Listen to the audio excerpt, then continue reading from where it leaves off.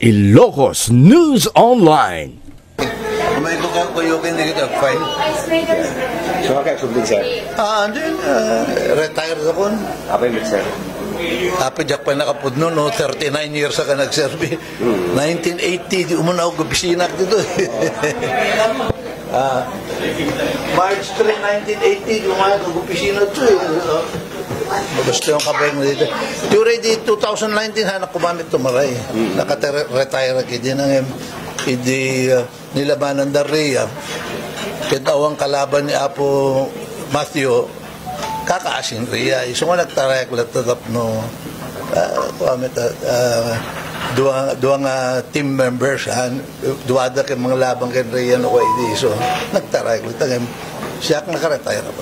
Ano ba miserte politika?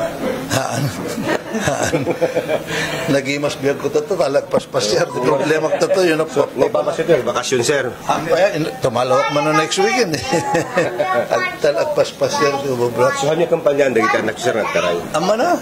Ito no, probinsyano ko. So, ipapas ko yung gadat January pa lang. At ipaspas yan. So, any comment yung politika at Ilocos Norte, sir? No comment. Nakailat na. Narigat, nabayaga ko politiko. Nanyaman na comment ko. Sir, ang rumor nga dahil sa kanumat nagseryoto yung Marcos family lately, awan ba, sir? Awan na, damag ko. Awan. Dito, kita file na, siya kami ni interview.